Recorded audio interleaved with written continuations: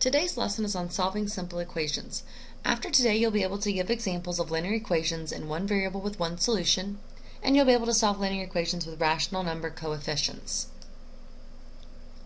First, we're going to look at our key ideas. The addition property of equality tells us that adding the same number to each side of an equation produces an equivalent equation. So if A equals B, then A plus C equals B plus C. We can add C to both sides and it's still an equivalent equation. For the subtraction property of equality, it tells us that subtracting the same number from each side of an equation produces an equivalent equation. So if A equals B, then A minus C equals B minus C. We can subtract C from both sides and still have an equivalent equation. So for our first example, we're solving equations using addition or subtraction.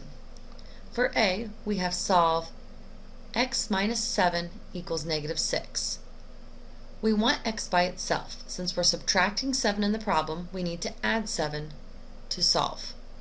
When we add 7 on the left-hand side, minus 7 plus 7, or you can think that as being a negative 7 plus a 7, would be 0, so we're just left with our x. And on the right-hand side, we have negative 6 plus 7, and that is 1. So x equals 1. For B, we have solve y plus 3 4/10 equals 5/10. Since we're adding 3 4/10 to our variable, we need to subtract 3 4/10 in order to solve. We need to do the opposite. We're going to subtract 3 4/10 from both sides of our equation. On the left-hand side, since we're doing the opposite, it'll cancel out and we'll just be left with y. And on the right-hand side, 5/10 minus 3 4/10 is negative 2 9/10. So y equals negative 2 9/10. And for C, we have solve h plus 2 pi equals 3 pi. Since we're adding 2 pi to our variable, the opposite would be to subtract 2 pi. So we're going to subtract 2 pi on both sides of our equation. On the left-hand side, since we're doing the opposite, it's going to cancel out and we're just left with h. On the right-hand side, 3 pi minus 2 pi is 1 pi, or we can just say pi, so h equals pi. Now we have a couple additional examples to put on your whisk form. You can pause the video and try them on your own, or you may follow along. For number 1, we are going to solve b plus 2 equals negative 5. Since we're adding 2 in our equation, we're going to subtract 2 to solve. Since we're subtracting 2 on the left-hand side, we also have to subtract 2 on the right-hand side. On the left-hand side, this will cancel out because we have plus 2 minus 2. And those are opposites, so they'll cancel out.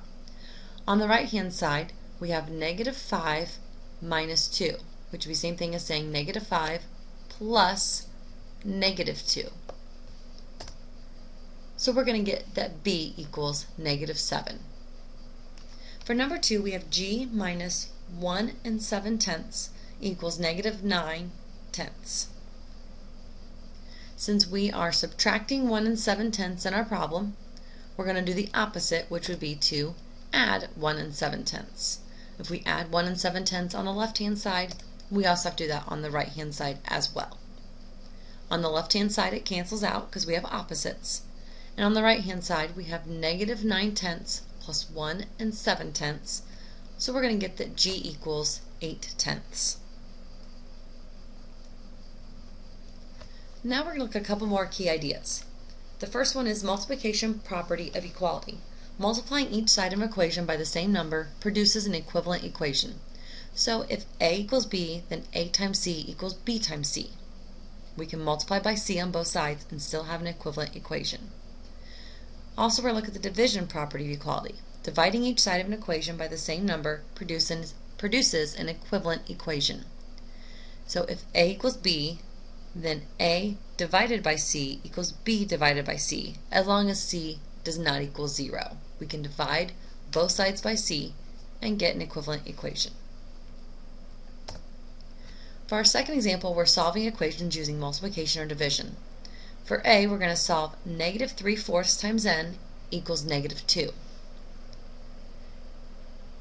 Since we are multiplying negative 3/4 times n, in order to solve, we are going to divide by negative 3/4, which is the same thing as multiplying by the reciprocal. So we're going to multiply by negative 4/3.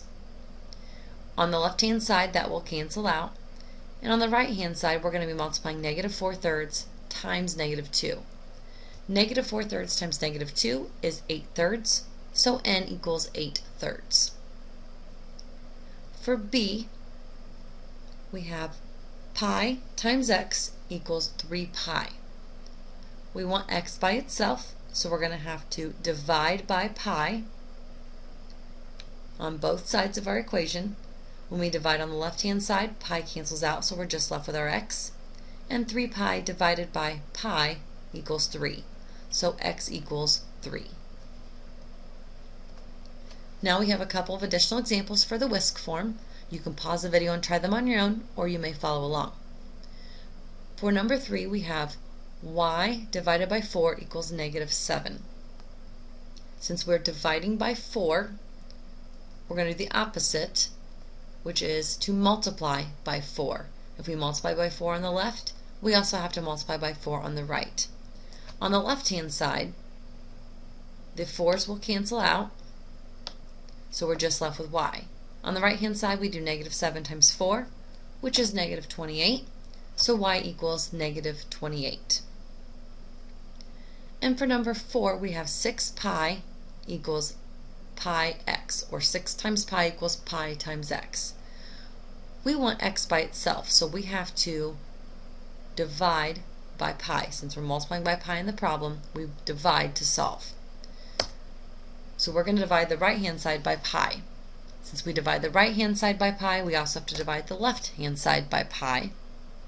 And when we do that, we're going to get that 6 equals x, or you can also say that x equals 6. Don't forget to fill out your whisk form, and remember you can watch the video again if needed.